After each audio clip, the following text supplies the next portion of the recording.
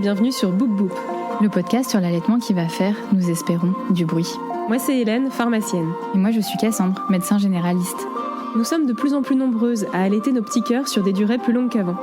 Si toi aussi, tu t'es embarqué dans cette aventure, si tu souhaites allaiter ou aider une personne qui allaite ou voudrait allaiter, ce podcast est fait pour toi. Tu y trouveras des conseils pratiques, des partages d'expériences, des témoignages, des séances de sophrologie, de relaxation ou encore de la rééducation du périnée. Oui, à écouter lors des tétés ou pas, le tout à travers notre regard de maman et de professionnels de santé. Nous avons créé ce podcast comme le podcast que nous aurions aimé écouter pendant une tétée, pour allaiter en toute sérénité, bien informé. Bonne écoute, c'est l'heure de la tétée. Aujourd'hui, on va parler de corps qui change, de corps qui nourrit et de corps qui s'expose. Quand on devient mère, notre corps devient souvent fonctionnel. Il porte, il accouche, il allaite. Mais qu'en est-il de ce corps quand il est aussi un outil d'expression, un corps d'artiste ? Anaïs est danseuse professionnelle. Après la naissance de son bébé, elle a fait un choix fort, continuer à danser, à créer et à s'exposer, parfois dénudée, tout en allaitant. Un choix qui questionne, qui bouscule et qui ouvre des réflexions essentielles sur la maternité, la liberté et le regard des autres. C'est parti pour cet épisode avec Queen Anaïs. Bonne écoute, c'est l'heure de la tétée. Merci Anaïs, on adore vraiment ce que tu fais, ce que tu transmets comme message. On t'a découvert comme beaucoup d'entre nous sur Insta, en postpartum immédiat, en talons aiguilles, en train de danser et d'allaiter ta petite fille. Waouh! Mais d'abord, présente-toi, dis-nous ce que tu as envie de toi, de ton parcours, de ton métier, de ta famille et de ton histoire d'allaitement, même si on va y revenir tout au long de l'épisode. D'accord, écoutez, moi je vais avoir 32 ans là le 6 juillet, donc je suis maman de 2 enfants. Donc Gabriel le premier, il a eu 4 ans en février, et Nina, elle est née le 7 décembre, donc c'est tout récent. Je suis mariée du coup depuis 4 ans avec mon mari qui est ancien légionnaire et qui a arrêté son contrat, qui à la fin de son contrat s'est engagé finalement par amour dans mon studio de danse et en fait a créé avec moi le gros studio que j'ai actuellement. Okay. En 2018, j'ai créé une association de danse en fait parce que je donnais déjà des cours dans plusieurs associations à la suite de mes études. J'étais partie pour cumuler un boulot de commercial parce que je faisais des études en BTS, négociation, relations clients, pour tout vous dire. Et en fait, je cumulais les petits boulots.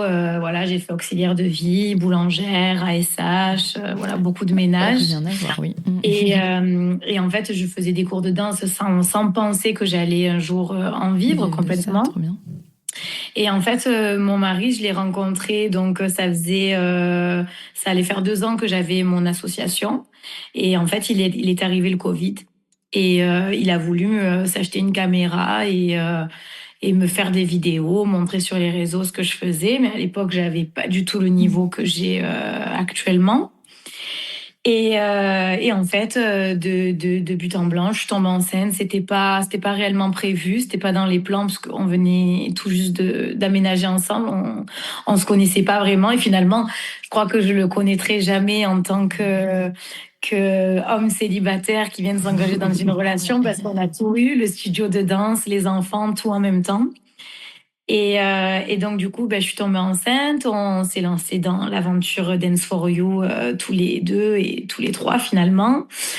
Et en fait, on a créé une grosse communauté de Heels sur Marseille. Et en fait, après, j'ai rencontré Moki, avec qui j'ai organisé des événements ici sur Marseille. Et comme elle a organisé des événements un peu ailleurs, moi, en même temps, je commençais à me faire connaître dans toute la France grâce à mes vidéos. Et en fait, elle m'a placée en stage dans toute la France. Donc, j'ai un peu parcouru toute la France pour donner des stages. Avec ton premier bébé ?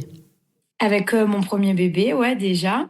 À l'époque, j'avais déjà allaité 8 mois, mais c'est vrai que je m'étais pas trop affichée sur les réseaux parce qu'en fait, j'avais 4000 abonnés, donc je le faisais naturellement, mais j'avais pas encore ce truc de poster l'algorithme Instagram. Il y avait pas encore tout ça quand j'ai eu Gabriel. Donc, mais c'est vrai que je faisais tout. Je tirais mon lait. J'avais déjà mon tire-lait Avens que j'emportais avec moi de partout. Et j'ai tenu 8 mois l'allaitement de Gabriel. J'ai tenu 8 mois, 6 mois exclusifs et 8 mois au total. Et franchement, j'ai arrêté parce que ben, c'était le jour de mon mariage. J'ai oublié un morceau de tire-lait. J'ai eu la poitrine jusqu'à la gorge. Et ça a été ma nuit de noces. Ça a été la pire nuit de toute ma vie, en fait, parce que ça a été mon mari qui m'a traité sous la douche pour me soulager. Hélène, elle a déjà fait un week-end comme ça au son mariage. Mais pas le mariage, mais voilà. un week-end en amoureux. Donc, du coup, le lendemain, je lui ai foutu 4 yaourts dans la bouche et j'ai dit c'est fini, je ne t'allaite plus. Mais du coup, oui, j'ai continué de danser. Mon mari, il m'accompagnait quand je faisais les intensifs de Yanis Marshall sur plusieurs jours. Il avait Gabriel dans les bras et moi, entre les exercices, je sortais, je donnais la tétée, je revenais en cours. Voilà, j'ai déjà fait ça pour ma première grossesse, mais c'est vrai que c'est un peu passé à la trappe parce que j'étais pas autant connue sur les réseaux. Et là, pour Ninette, ben, ça s'est passé pareil. En fait, quand j'ai eu Nina, je m'étais engagée déjà sur plusieurs événements. Donc, ben, ça l'a fait. En fait, je me suis pas dit... Tout le monde me disait, ouais, tu verras, 2 enfants, c'est différent. Et en plus de ça, quand tu as un deuxième, c'est jamais le même bébé que le premier. Alors, moi, j'ai eu le même accouchement. C'est-à-dire le même, exactement le même. En grand écart, comme quand tu fais tes chorés ou pas du tout? Voilà, exactement. J'adore. Non, j'ai dilaté à 5. Il n'y a toujours pas d'explication, en vrai. J'ai dilaté à 5 et j'ai le col comme botoxé. Alors, est-ce que c'est parce que je danse jusqu'à la fin?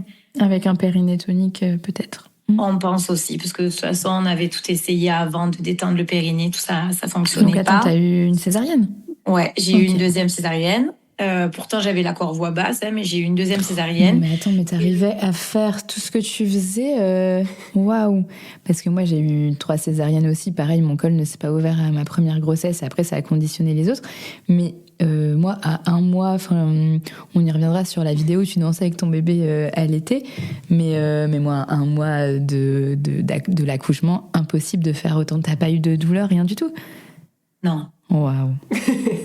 Alors après, est-ce que j'ai une bonne condition physique et de vie en général? C'est vrai que je m'alimente très bien, je bois pas d'alcool, je ne fume pas. Ouais, tu cicatrises peut-être bien. Je cicatrise très très très très bien.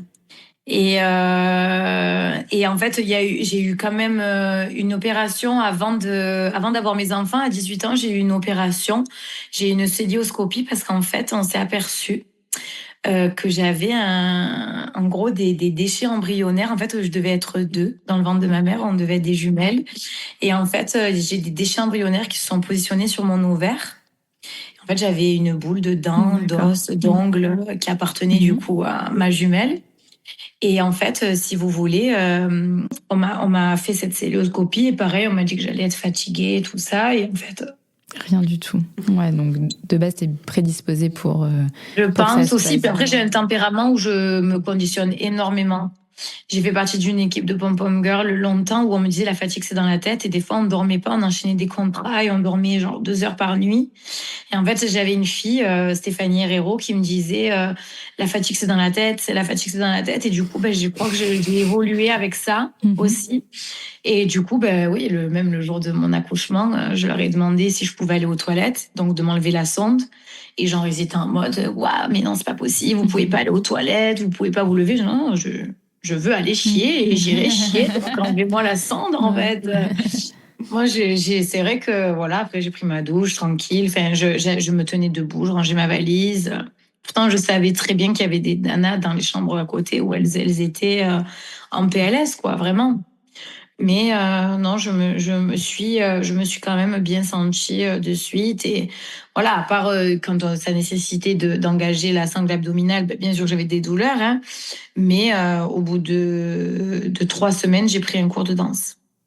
Eh ben. Qui était le cours de Feriel, une amie à moi qui est aujourd'hui en tournée avec Akon et Neyo. J'ai vu, j'ai suivi. Voilà. Du coup, j'ai pris son cours de danse. Wow. Ouais.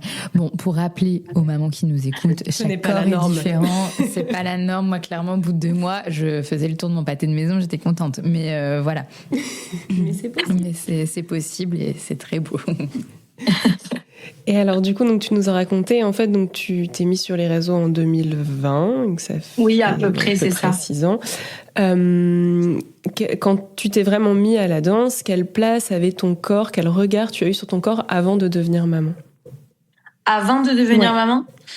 Eh bien, avant de devenir maman, finalement, quand j'ai fait ma rétrospection il n'y a pas longtemps, j'ai fait une petite évolution de ma danse entre 2018 et maintenant.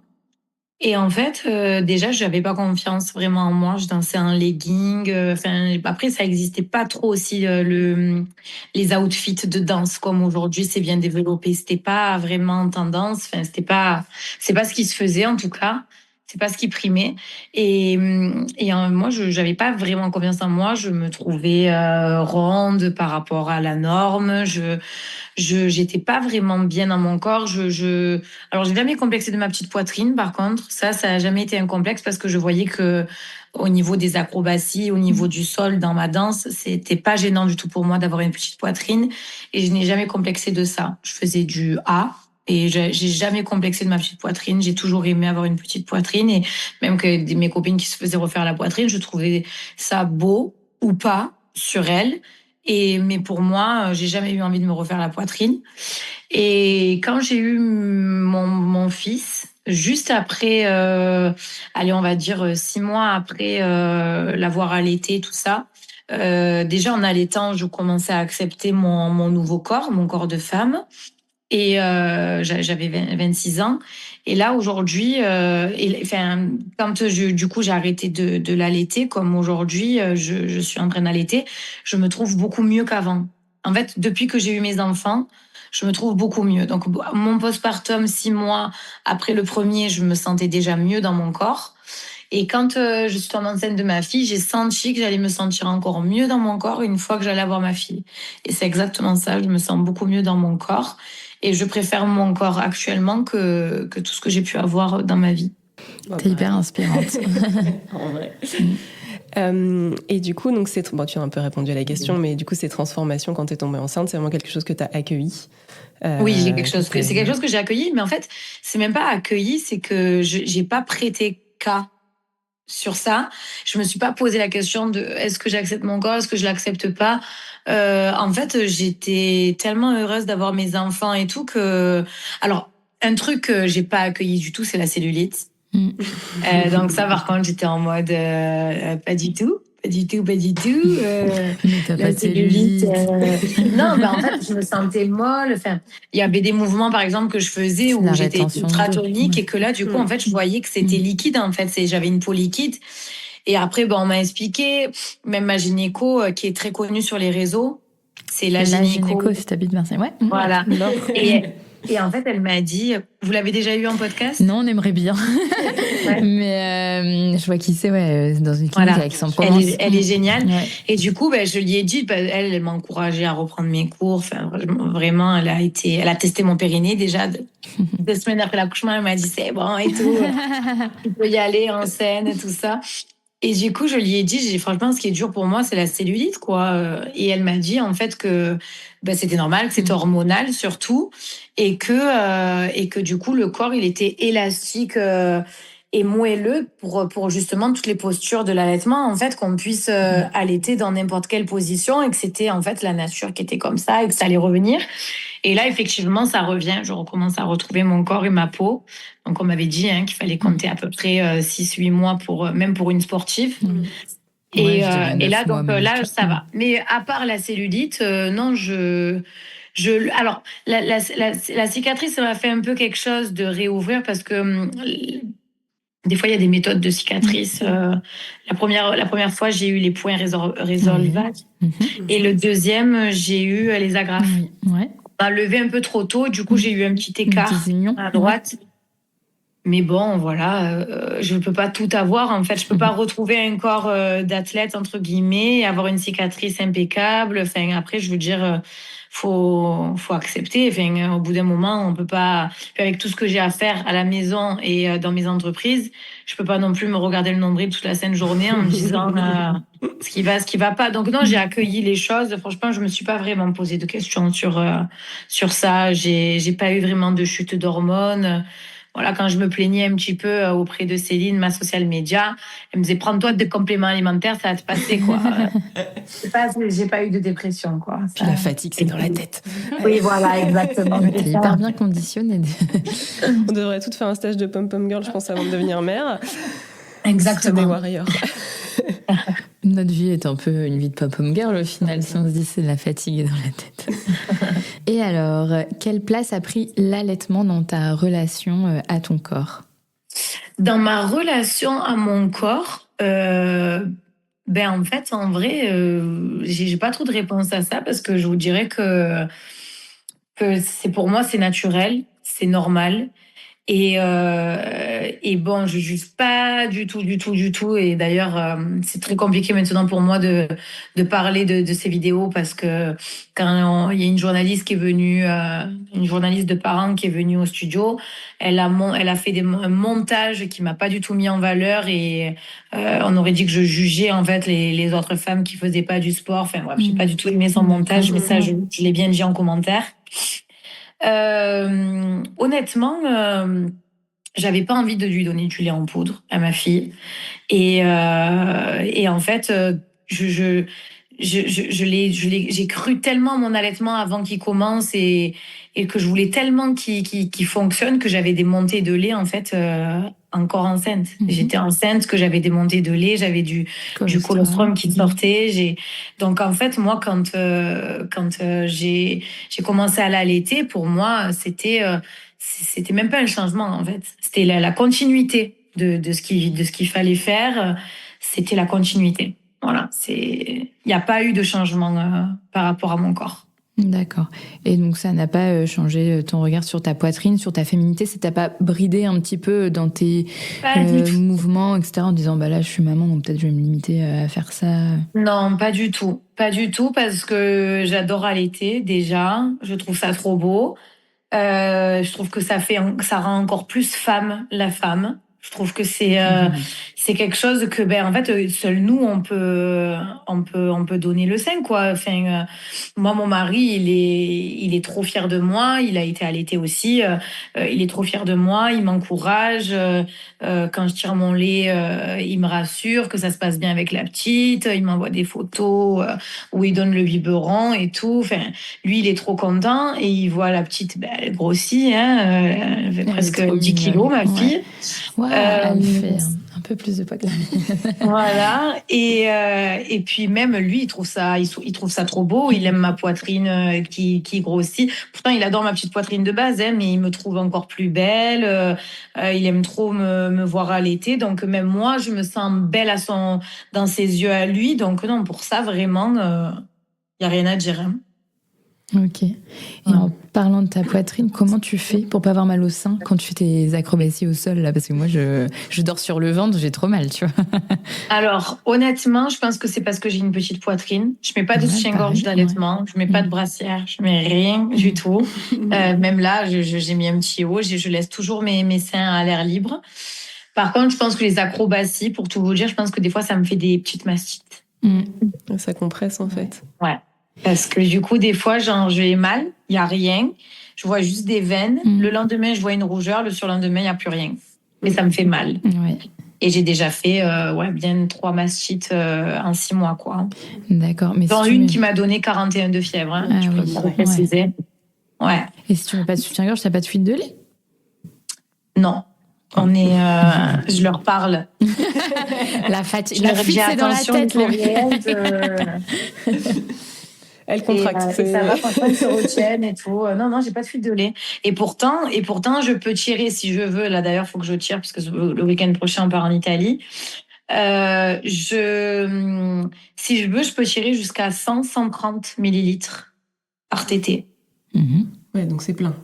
Ouais, et t'as pas de fuite. Ouais, t'as lactation. Non, je pense que quand tu contrôles les muscles autour de tes canaux lactifères, c'est une lactation de papa. Voilà, c'est ça. On t'avait découvert avec une vidéo où tu dansais en allaitant. Elle avait quel âge ta petite Enfin, il y en a eu plusieurs depuis, mais la première que t'as postée, je crois qu'elle avait 3 mois, je pense. 2-3 mois, parce que j'ai repris. C'est simple, j'ai repris fin janvier. J'ai repris fin janvier, donc je pense que c'était ma première chorégraphie. Donc fin février, ouais, je pense qu'elle avait 2 mois. Hein. Ouais. Bah, du coup, donc on avait été subjugués. Je l'avais envoyé à Cassandre qui me l'avait également envoyé. Donc, t'es sur talon avec ta fille au sein. C'est hyper puissant. C'est un message qui est magnifique. Est-ce que pour toi, montrer ça, c'était une évidence? C'était un cap à passer? Qu'est-ce que t'avais envie de montrer avec cette vidéo? Ben, en fait, pour tout vous dire, je devais passer en vidéo à ce moment-là après mes filles, parce que c'est mon mari qui filme à chaque fois les séances. Et la petite, elle était au sein. Elle avait fini de téter, mais elle était encore accrochée. Elle était en train de s'endormir en tétouillant. Et quand j'ai voulu lui la donner à mon mari pour qu'il la remette en portage, il m'a dit non, ne l'embête pas, fais-la avec elle. Et du coup, au début, en fait, au début, j'ai eu un petit moment de blanc parce que je me suis dit comment je vais faire, je vais tenir l'équilibre, ça va être quoi ma vidéo, tout ça. Et finalement, je me suis levée, les filles, elles applaudissaient, elles étaient trop contentes de vivre ça en direct live. Et après, il m'a filmé. Moi, j'ai dansé avec elle.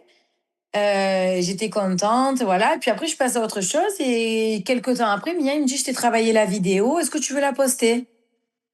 Et bon, au début, en fait, j'ai pas regardé l'allaitement. En fait, au début, pour tout vous dire, je regardais la performance de la danse. Je me suis dit, mais je fais rien avec mes pieds. Genre, je fais 3 steps à droite, 3 steps à gauche. J'ai pas focus sur le fait que ma fille, elle était en train d'allaiter, de téter, en fait. Que j'étais en train de l'allaiter.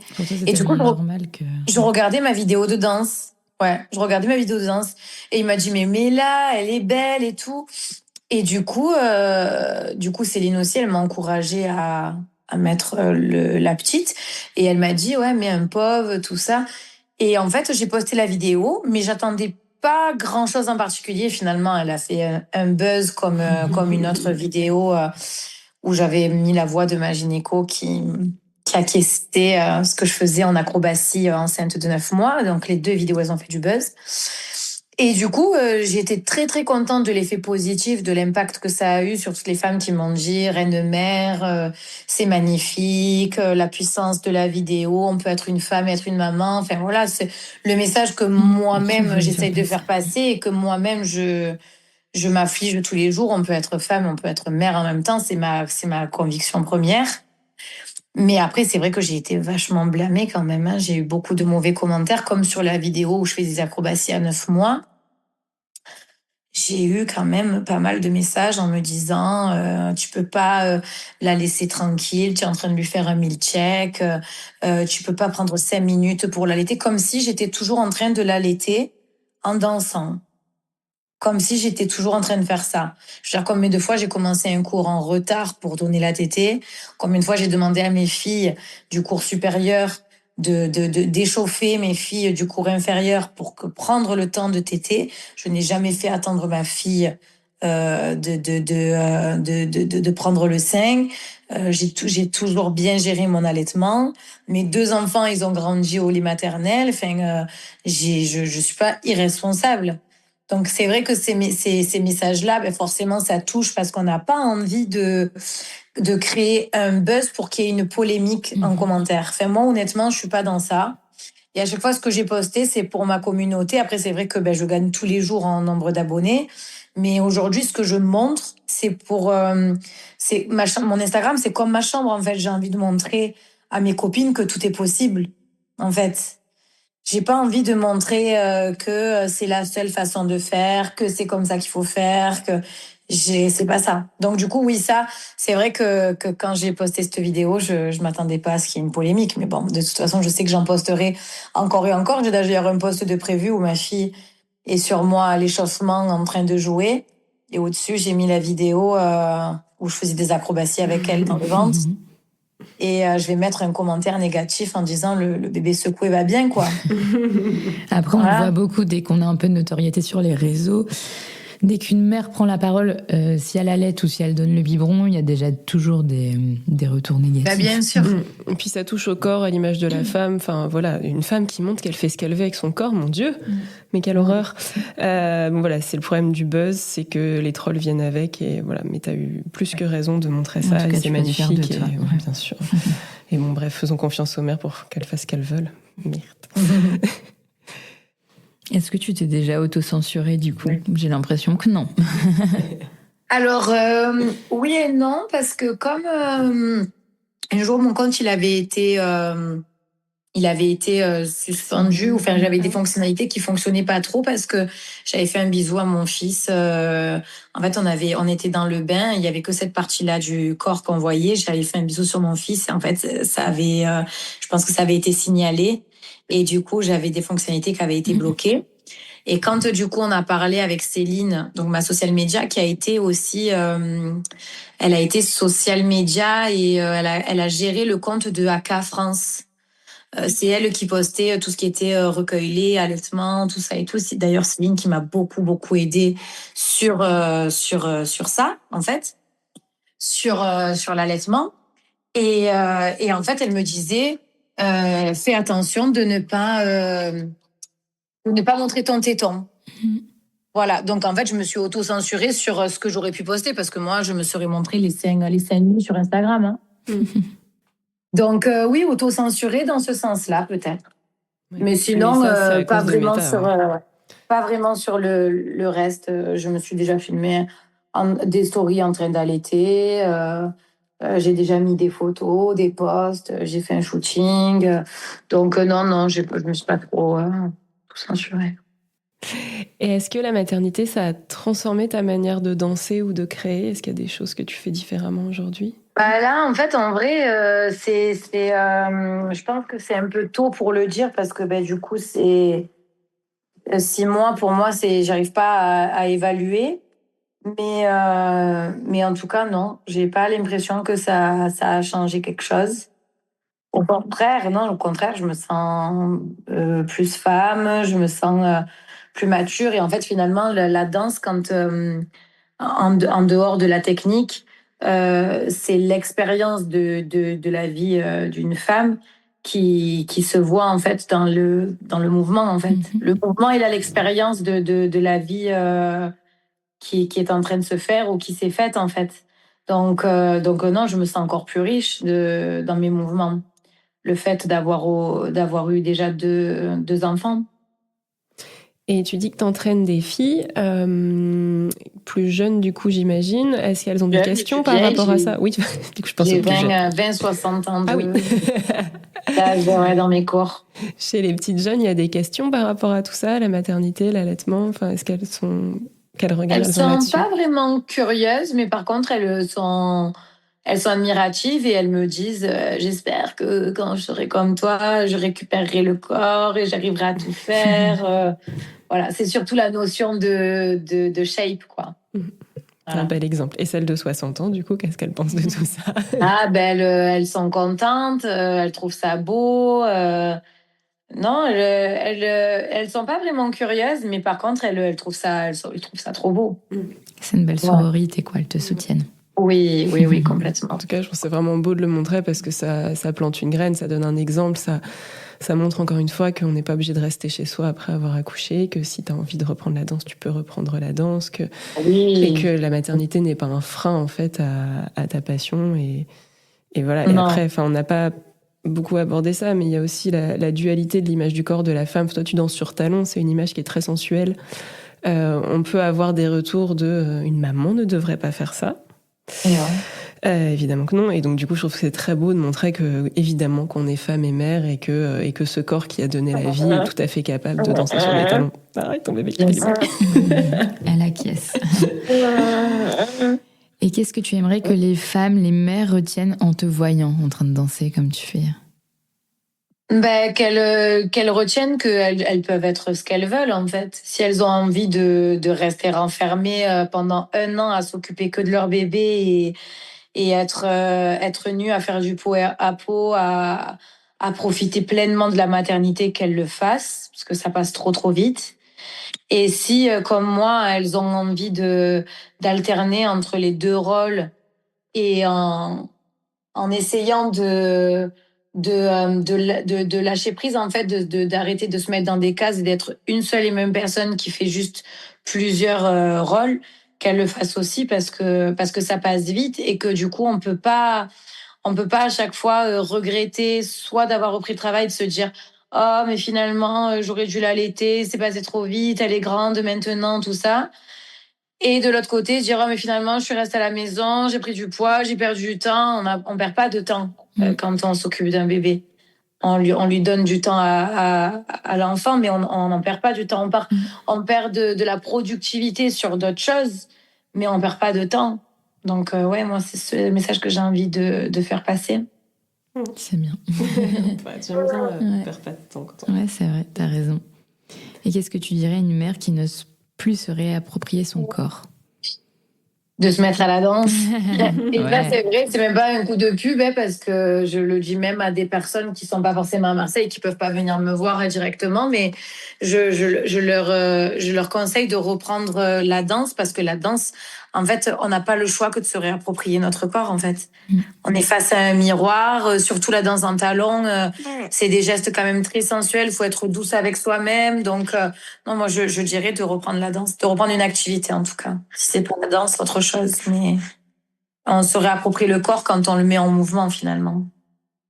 Je te demandais si tu as un dernier message à faire passer, mais je crois que celui que tu viens de dire était parfait. Voilà.